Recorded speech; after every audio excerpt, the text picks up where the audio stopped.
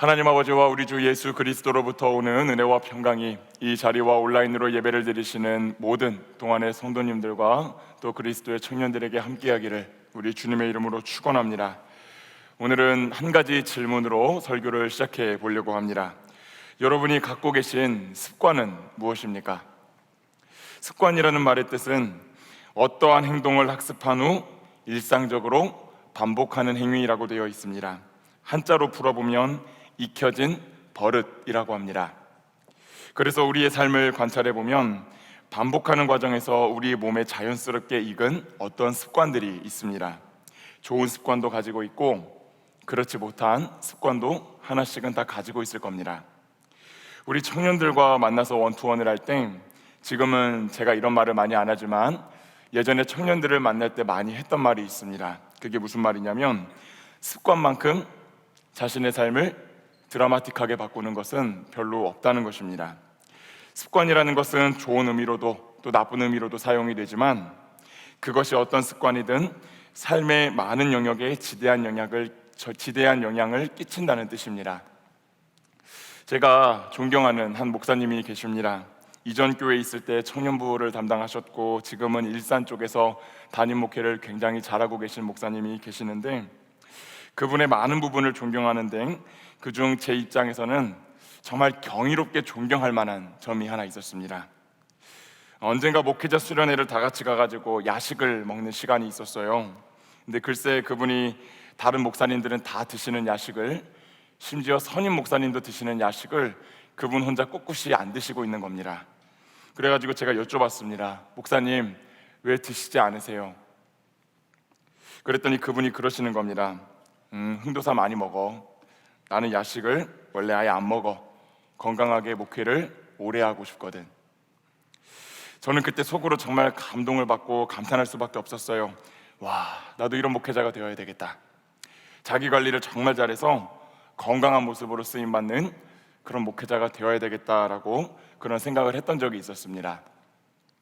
그런데 올해 초 그 목사님께 인사를 드리는 과정에서 문득 목사님과 8년 전에 나누었던 그 대화가 생각이 나가지고 그동안 제가 가지고 있던 습관에 대해서 한번 돌아보는 시간을 가졌습니다. 그때 다른 의미로 감탄을 많이 했습니다. 와, 나 진짜 대단하네. 그리고 곧장 회개하는 시간을 가졌습니다.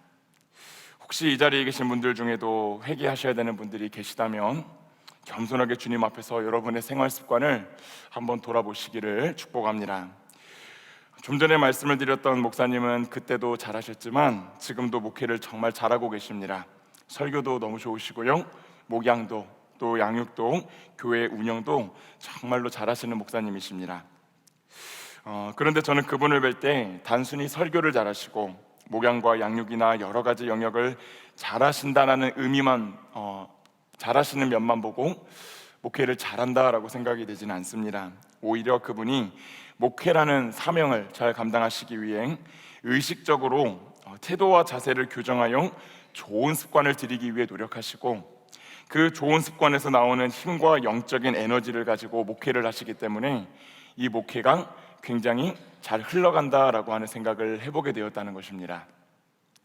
그러니 우리는 나쁜 습관이 있다면 그것을 줄여나가고 또 좋은 습관을 들일 수 있도록 노력해야 됩니다. 그것이 우리의 일상을 건강하게 만들고 또 갑작스럽게 닥쳐오는 위기와 고난을 보다 건강하게 이겨나갈 수 있는 힘과 동력을 제공하기 때문입니다.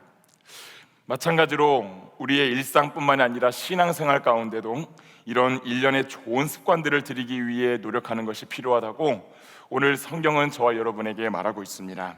어떤 습관을 저와 여러분이 들여야 되는지 오늘 다니엘의 이야기를 통해 좀 나누어 보려고 합니다. 우리 공동체가 이제 계속해서 다니엘의 말씀으로 은혜를 나누고 있습니다.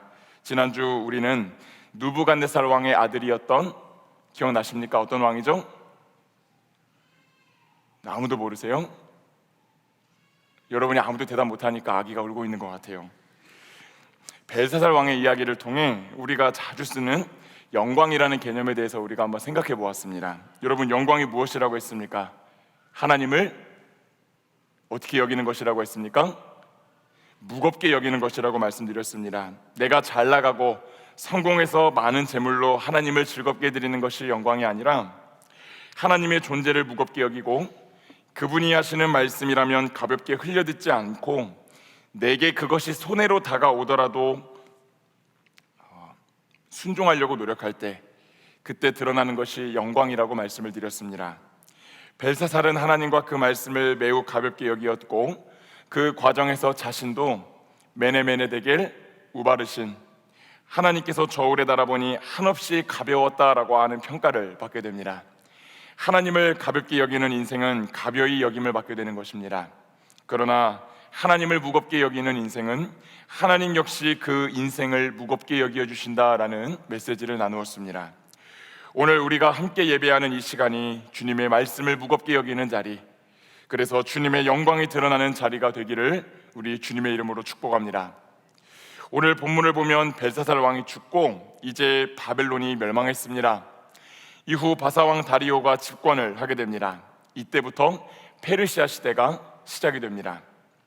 오늘 본문 1절을 보면 이 다리오 왕은 등극한 이후에 고위 관료 120명을 세워가지고 각 지방을 다스리게 했고 그 위에 총리를 3명 더 두었다고 말하고 있습니다.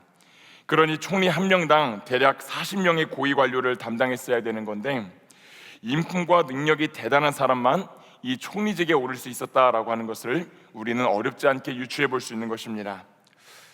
얼마나 대단했는지는 한 명의 스텝이 40명의 리더를 담당한다고 생각을 해보시면 체감이 좀 빠르지 않을까 싶습니다. 다니엘은 그 3명의 총리 중 한 명이었습니다. 특히 다니엘은 마음이 민첩하여 모든 총리들과 고관들 위에 뛰어났다라고 되어 있습니다. 이에 다리오는 다니엘을 매우 흡족해 했고 그를 통해 전국을 다스리게 하고자 했습니다. 그러자 많은 총리들과 고관들이 다니엘을 시기합니다. 그리고 그의 허물을 찾아 고발하려고 합니다.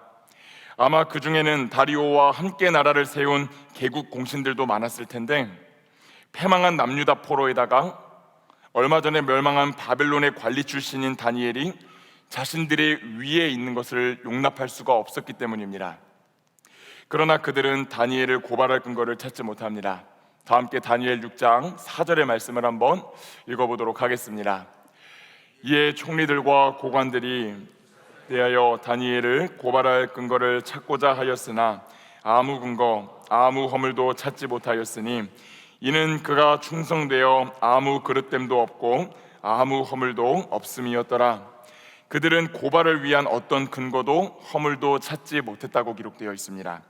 다니엘이 매사에 충실했고 그릇됨이 없었다고 합니다. 그릇됨이 없다는 것은 업무의 소홀함이나 근무태만이 없었다는 뜻이고 허물이 없었다는 것은 부패가 없었다는 뜻입니다. 여기에서 우리는 하나님을 신앙한다라고 하는 것, 하나님을 믿는다라고 하는 것이 다시 한번 정직한 정무 수행으로 드러나야 한다라고 하는 것을 알 수 있습니다. 그리고 이런 삶이야말로 진정으로 하나님께 영광을 올려드리는 삶이다라고 평가할 수가 있을 것입니다. 그러나 우리가 앞서 살펴보았던 것처럼 하나님의 영광을 위하여 살아가는 것은 말처럼 쉽지 않습니다. 하나님을 무겁게 여기는 그 삶 가운데는 축복보다도 고난이 더 많이 찾아옵니다. 고관들이 결국 꾀를 만들어내는데 다니엘이 갖고 있는 신앙을 약점 잡습니다. 다 함께 다니엘 6장 5절의 말씀도 한번 읽어보도록 하겠습니다. 그들이 이르되 이 다니엘은 그 하나님의 율법에서 근거를 찾지 못하면 그를 고발할 수 없으리라 하고, 여기서 우리는 두 가지 사실을 기억해야 됩니다. 하나는 하나님의 영광을 위해 살아간다는 것이 생각보다 어렵다는 것입니다. 방금 말씀드린 것처럼 축복보다 위험과 고난을 감수해야 되는 때가 더욱 많다라고 하는 것입니다. 두 번째는 이 세상 안에서 일어나는 일들을 살펴보면, 그 안에서 일어나는 여러 가지 인간관계들을 살펴보면 이 세상도, 이 세상 사람들도 어떤 습관이 있다라고 하는 것을 우리는 보게 된다는 겁니다. 오늘 본문에서는 세상이 가지고 있는 습관을 3가지로 정리합니다. 첫 번째, 세상이 갖고 있는 습관은 어떤 거냐면 자신보다 더 낫다 여겨지는 사람을 시기하고 질투하여 중상모략하고 위기 가운데 넘기는 습관입니다. 우리가 이전에 살펴보았던 다니엘 3장 말씀을 보면 다니엘의 세 친구를 시기하고 증오했던 갈대아의 술사들이 어떻게 했습니까? 세 친구가 금신상에 절하지 않은 것을 그대로 느부갓네살 왕에게 보고하여 그 세 친구들을 풀무불 가운데 떨어뜨립니다. 그리고 오늘 본문에서도 페르시아의 고관들이 다니엘을 시기하여 중상모략하고 그를 죽음 가운데로 몰아넣으려고 한다는 것이지요. 두 번째, 여기서 더 가혹하게도 세상은 하나님을 믿는다고 말하는 우리의 신앙을 약점 잡는 습관이 있다라고 하는 것입니다. 그래서 아이러니하게도 우리를 보호해 줄 것이라고 여겨지는 신앙이 되려 약점으로 잡힐 때가 더 많이 있습니다. 다니엘의 세 친구도 그랬고 오늘 본문에 나오는 다니엘도 그랬습니다. 우리의 삶만 가만히 들여다보아도 신앙은 무기로 쓰이기보다는 약점으로 잡힐 때가 더 많은 것 같습니다. 그렇지 않습니까? 저만 그렇습니까? 주일마다 시간과 공간을 구별하여 교회에 가는 것을 세상은 이해하지 못합니다. 그럴 시간에 일 하나 더 처리하고 한 글자라도 더 적어내는 것이 현명하다라고 말합니다. 지금 우리 자녀 세대의 상황을 또 살펴보면 공부를 시키기 위해서 좋은 학원에 등록하려고 하면 어떤 학원들은 교회에 가야 돼서 주말에 나오지 못한다고 할 때는 등록 자체를 받지 않는 학원들도 있다고 합니다. 면학 분위기에 악영향을 주기 때문이랍니다. 뿐만 아니라 신앙이 없는 이들이 그리스도인들을 향해 내뱉는 말도 정말 조금씩은 다르지만 비슷한 말들을 습관적으로 얼마나 많이 내뱉는지 모릅니다. 교회를 다니는데 하나님을 믿는데 네 삶은 왜 그러냐? 왜 너는 성공하지 못하냐? 이번 자격증 시험은 붙었어야 되는 거 아니야? 하나님이 계시다면 네가 지금보다는 뭔가 좀 나아져야 되는 거 아니야? 하나님이 도대체 어디에 있다는 거야? 네 삶만 봐도 하나님이 계시지 않는 것이 분명해. 세상은 그렇게 우리의 신앙을 허무맹랑하고 미신적인 것으로 치부하고 무너뜨리려고 하는 습관을 가지고 있다라고 하는 것입니다. 거기에 더해 세상은 돈, 명예, 권력 같은 세상의 가치를 절대화시키려고 하는 습관이 있습니다. 다 함께 오늘 본문 다니엘 6장 7절에서 9절의 말씀도 한번 읽어보도록 하겠습니다. 나라의 모든 총리와 지사와 총독과 법관과 관원이 의논하고 왕에게 한 법률을 세우며 한 금령을 정하실 것을 구하나이다. 왕이여, 그것은 곧 이제부터 30일 동안에 누구든지 왕 외에 어떤 신에게나 사람에게 무엇을 구하면 사자굴에 던져넣기로 한 것이니이다. 그런즉 왕이여, 원하건대 금령을 세우시고 그 조서에 왕의 도장을 찍어 메대와 바사에 고치지 아니하는 규례를 따라 그것을 다시 고치지 못하게 하옵소서 하매, 이에 다리오 왕이 조서에 왕의 도장을 찍어 금령을 내니라. 페르시아의 고관들은 다리오를 찾아가 금령을 내라고 말합니다. 30일 동안 누구든지 왕이 아닌 다른 어떤 신에게나 사람에게 무엇을 구하거나 기도하면 사자굴에 던져넣자라고 하는 겁니다. 이는 다니엘의 신앙을 약점 삼으려는 악랄한 처사였습니다. 그들이 제시한 금령은 이 다리오 왕에게는 너무나 매력적인 것이었습니다. 나라를 세운 지 얼마 되지 않아 자신의 권력을 공고하게 만들 수 있는 여러 가지 노력을 해야 되는 판이었는데, 신하들의 이 요청을 수락하면 다리오는 더욱 빠르고 수월하게 자신의 권력을 다질 수 있었기 때문입니다. 그래서 왕은 흔쾌히 그 조서에 도장을 찍어 금령을 냅니다.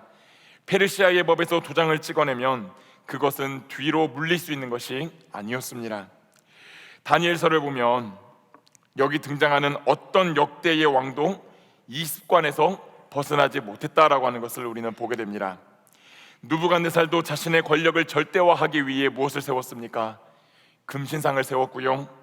벨사살 왕도 호사스런 잔치를 벌인 후 하나님의 그릇에 술을 담아 마셨으며, 오늘 본문의 다리오도 자신의 권력을 절대화할 수 있다라면 누가 죽을지 알지 못하는 그 조서에 도장을 찍을 만큼 어리석은 행동을 하며 도장을 찍었다라고 하는 것입니다. 이렇듯 성경은 세상이 가지고 있는 못된 습관들이 역사 속에서 지속적으로 반복되고 있음을 말하고 있습니다. 그리고 그 가운데 살아가는 우리들이 신앙을 지키기 위해 그에 못지않은 좋은 습관을 몸에 배이게 하는 것이 필요하다라고 오늘 하나님은 저와 여러분에게 말씀하고 계신다는 것입니다.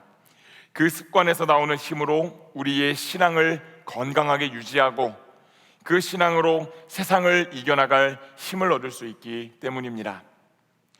그래서 다니엘은 왕의 조서가 찍혔음에도 자신과 같이 자신의 삶을 지켰다고 말합니다. 다 함께 다니엘 6장 10절의 말씀을 우리 큰 목소리로 한번 읽어보도록 하겠습니다. 다니엘이 이 조서에 왕의 도장이 찍힌 것을 알고도 자기 집에 돌아가서는 윗방에 올라가 예루살렘으로 향한 창문을 열고 전에 하던 대로 하루 3번씩 무릎을 꿇고 기도하며 그의 하나님께 감사하였더라. 아멘.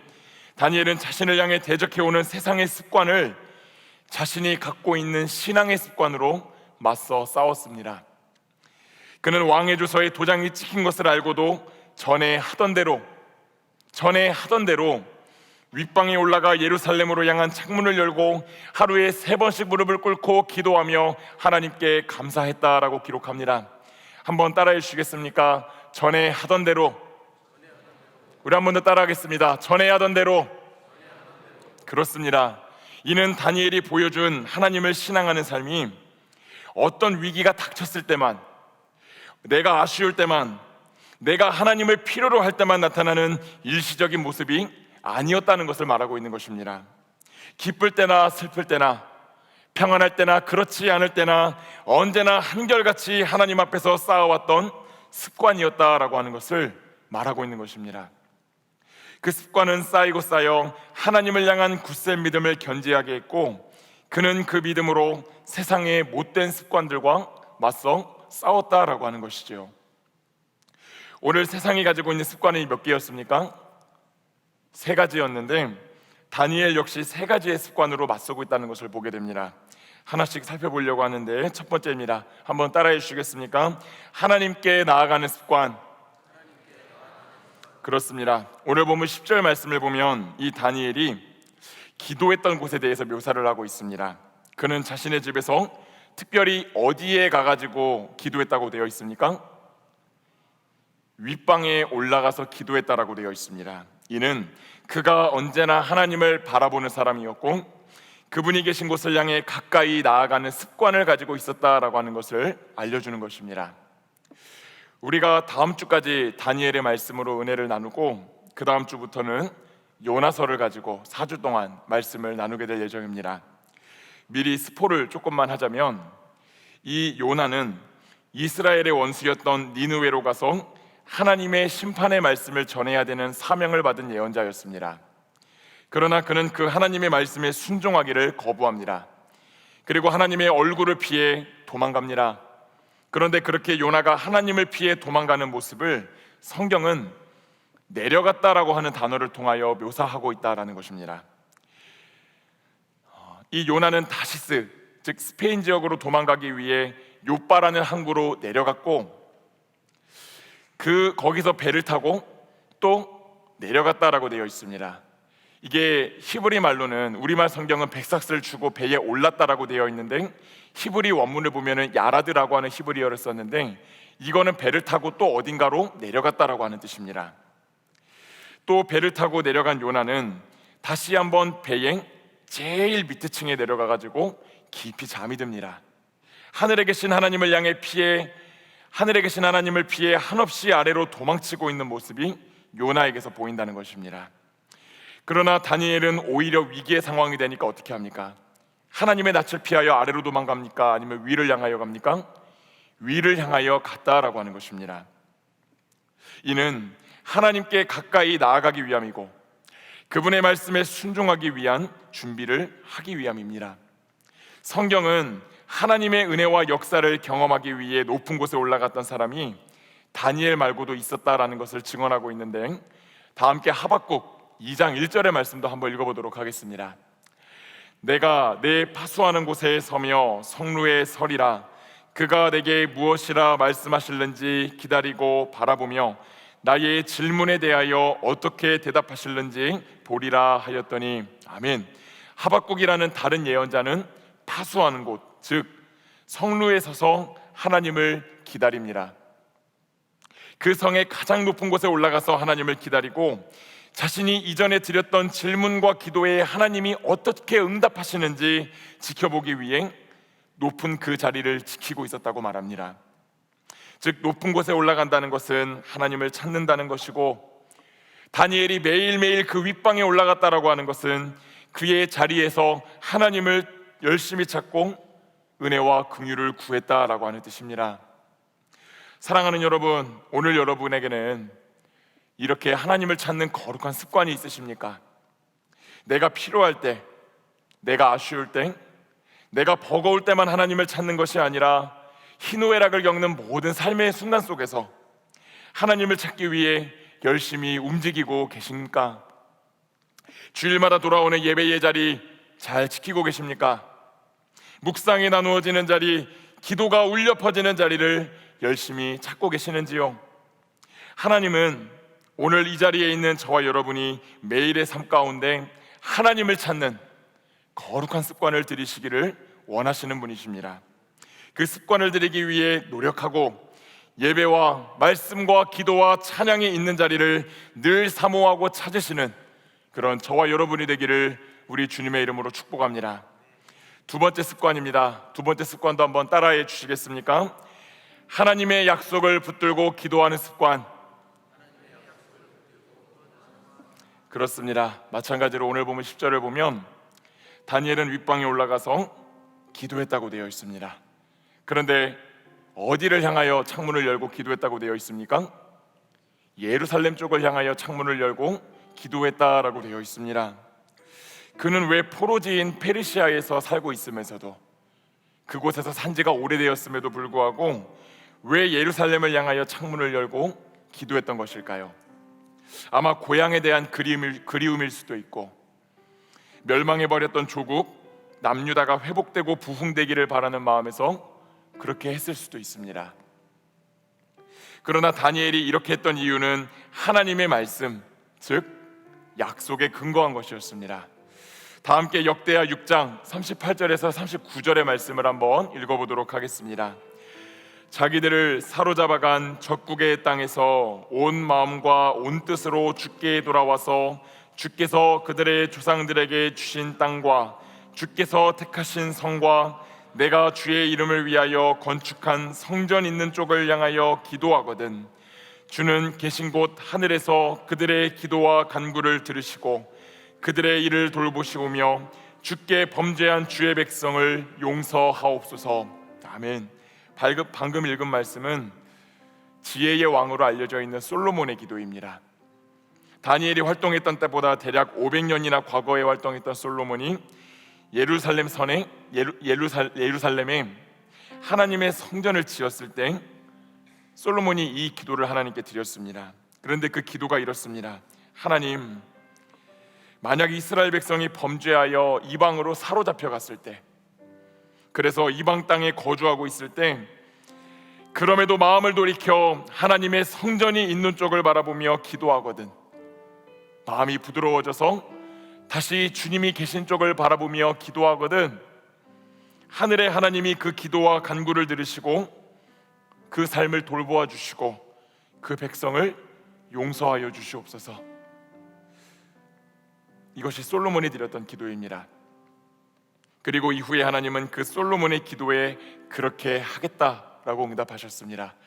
그 유명한 역대상 7장 14절의 말씀도 우리 한번 큰 목소리로 한번 읽어보도록 하겠습니다. 역대하 7장 14절입니다. 내 이름으로 일컫는 내 백성이 그들의 악한 길에서 떠나 스스로 낮추고 기도하여 내 얼굴을 찾으면 내가 하늘에서 듣고 그들의 죄를 사하고 그들의 땅을 고칠지라. 믿으십니까? 아멘. 즉 포로가 되어 먼 타국에 있더라도 마음을 돌이켜 성전을 향해 기도하는 자의 기도를 듣겠다는 그 말씀은 하나님이 그렇게 하시겠다라고 하신 분명한 약속이었다는 것입니다. 다니엘은 그 약속을 신뢰했고 그 약속을 매일매일 붙잡으며 하루에 3번씩이나 예루살렘을 향해 창문을 열고 기도했던 것입니다. 나라는 멸망했지만 자신은 포로민의 신세로 페르시아에서 살아가고 있지만 내 인생의 포로지에서 기도하는 자의 기도를 듣겠다고 하신 하나님의 약속을 붙들고 기도합니다.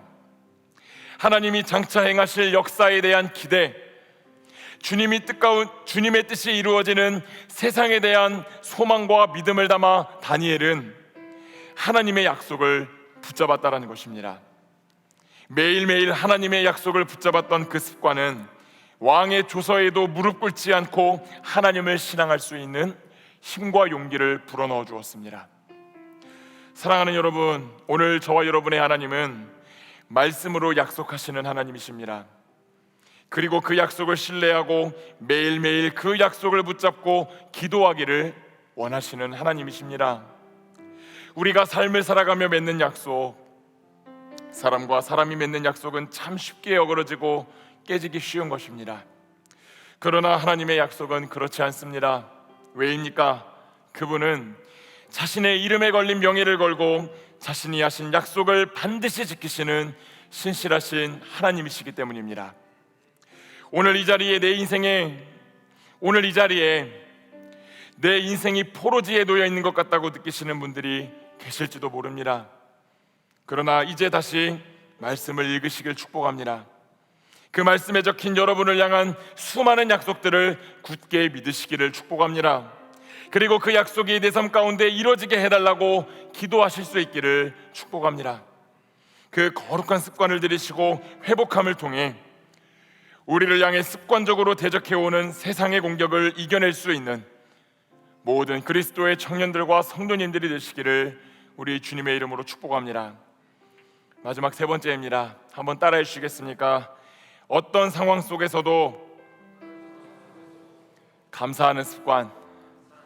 우리 한 번만 더 따라하겠습니다. 어떤 상황 속에서도 감사하는 습관. 그렇습니다. 다니엘은 그렇게 윗방에 올라가 예루살렘을 향해 3번씩 창문을 열고 3번씩 무릎 꿇고 기도했는데, 특별히 마지막 구절을 보면 다니엘이 하나님을 향해 무엇을 드렸다고 기록되어 있습니까? 감사했다라고 기록되어 있습니다. 여러분, 지금 객관적으로 볼 때 다니엘에게 감사할 일이 있습니까? 다니엘이 정말로 기뻐 뛰며 하나님의 이름을 높여 부를 만한 그런 감사의 제목이 있습니까? 아닙니다. 오히려 불평과 원망이 가득해도 이상하지 않을 만큼 위급한 상황입니다. 그러나 그는 습관적 불평 대신 습관적 감사를 선택합니다. 이는 그가 감사의 본질을 알고 있었기 때문입니다. 여러분들이 설교를 들을 때 정말 많이 들으시는 말씀 중 하나가 감사하라라는 말일 것입니다. 그러나 그런 말을 들을 때 우리의 마음은 보통 시큰둥합니다. 감사할 일이 있어야 감사할 것 아닙니까? 그런데 그것은 사실 저와 여러분이 이 감사의 본질을 잘 모르기 때문에 하는 말입니다. 여러분, 제가 한 1년 전에 했던 설교인데 이스라엘 백성들이 출애굽을 해가지고 광야를 넘어가는 이야기를 들려드린 적이 있습니다. 이스라엘 백성들이 400년 동안이나 애굽에서 종살이를 했는데 하나님이 그들을 한량없는 은혜로 먼저 구원해 주시고 하나님의 율법을 가르쳐 주셔서 적과 꿀이 흐르는 가나안 땅으로 보내주시겠다라고 하는 말씀이 모세오경을 보면 나와 있습니다. 근데 이 하나님의 처사를 보면은 참 그런 부분이 있으세요. 하나님이 약속을 주시고 그래서 이 백성들을 바로 끌어내 주신 다음에 곧바로 약속의 땅으로 데려가셔야 될 것 같은데 하나님이 약속의 땅에 데려가시는 것이 아니라 어디를 거치게 하십니까? 광야를 거치게 하셨습니다. 민수기를 보면 이스라엘 백성들이 약속의 땅에 들어가기 직전에 광야를 거쳤던 이야기가 나와 있습니다. 여러분, 하나님이 왜 이 백성들에게 광야를 거치게 하신 것입니까? 이 백성들이 400년 동안이나 우상 숭배로 찌들어 있어가지고 영혼과 몸과 마음이 다 쇠락해져 있는데 이들이 광야에서 씻음 받지 아니하면, 광야에서 하나님을 의지하는 훈련을 받지 않고 가나안 땅에 들어가면 하나님이 아무리 좋은 축복을 주셔도 이들이 그것을 받아 누릴 수 없기 때문에 하나님은 광야로 먼저 이들을 인도하신 것입니다. 그래서 만약에 이들이 하나님이 우리를 향하여 예비하신 좋은 일들에 대한 믿음이 있었다면 감사할 수 있었을 것입니다. 그렇지 않겠습니까? 지금 우리가 겪는 이 광야는 잠깐이고 장차 하나님이 우리를 적과 꿀이 흐르는 그 가나안 땅으로 데려가 주실 것이다 라고 하는 믿음이 있었다면 이들의 입술에서 원망과 불평만 나오지는 않았을 것이라는 것 뜻이지요. 그런데 여러분들이 민수기를 보면 이스라엘 백성들은 불평합니다. 원망하고요. 그리고 그 불평이 점점 깊어집니다. 처음에는 먹을 게 없다고, 그 다음에는 마실 게 없다고, 그 다음에는 우리에게 주어진 모세라는 지도자가 마음에 안 든다고, 그러다가 나중에는 어디까지 불평을 하냐면 하나님이 보내주시겠다 약속하신 그 가나안 땅에 들어가지 않고 애굽으로 돌아가겠다고 합니다. 처음에는 단순히 의식주에서 시작했던 불평이 어디를 향해 나아갔습니까? 그 백성을 향한 하나님의 계획에까지 이 백성들이 불평하는 단계에 이르렀다라고 하는 것이죠. 여러분, 그래서 우리의 상황과 환경만 보면 우리는 감사할 수 없습니다. 감사할 수 없다고 말하고요. 그런데 사랑하는 여러분, 여러분이 그래서 꼭 기억하셔야 되는 것이 있습니다. 무엇이냐면 감사는 현실의 상황을 보고 드리는 것이 감사가 아닙니다. 감사는 약속에 따라 일하실 하나님을 바라보며 그분이 행하실 새 일을 바라보며 드리는 것이 감사인 줄로 믿습니다. 그래서 다니엘은 절망적인 상황과 환경에 시선이 매몰되는 것이 아니라 반드시 새 일을 행하실 하나님을 바라보며 미리 감사하고 또 감사할 수 있었다는 것입니다. 사랑하는 여러분, 오늘 내 인생이 광야와 같다 여기며 감사를 잃어버리신 분들이 계실지 모르겠습니다. 불평과 원망을 습관적으로 밥 먹듯이 하며 현실에만 눈과 손과 발이 다 묶여버려서는 그렇게 불평과 원망만 선택하며 지내시는 분들이 계실지 모르겠습니다. 그러나 이제 믿음의 눈을 들어 새 일을 행하시는 주님을 바라보시고 감사하는 습관을 들이실 수 있기를 축복합니다. 그 삶을 살아가는 모든 이들의 삶 가운데 하나님이 자신의 일을 친히 보여주시고 감사할 일이 더욱 많아지게 해주실 줄로 믿습니다. 말씀을 맺겠습니다. 사랑하는 여러분, 오늘 우리는 세상이 갖고 있는 습관, 그리고 그리스도인이 가져야 하는 습관에 대해서 나누어 보았습니다. 여러분은 어떤 습관을 선택하고 배양하시며 살아가시겠습니까? 오늘 주신 말씀을 기억함으로 하나님께 나아가는 습관, 약속을 붙들고 기도하는 습관, 감사하는 습관을 들이시길 다짐하고 그 삶을 회복하실 수 있는 모든 청년들과 성도님들이 되시기를 축복합니다. 그 거룩한 습관들을 통해 일상을 또 신앙을 건강하게 다 잡으시고 여러분을 습관적으로 공격해오는 세상을 향해 승리를 선포할 수 있는 그런 그리스도의 청년들과 모든 오부 예배의 성도님들이 되시기를 우리 주님의 이름으로 축원합니다. 기도하겠습니다.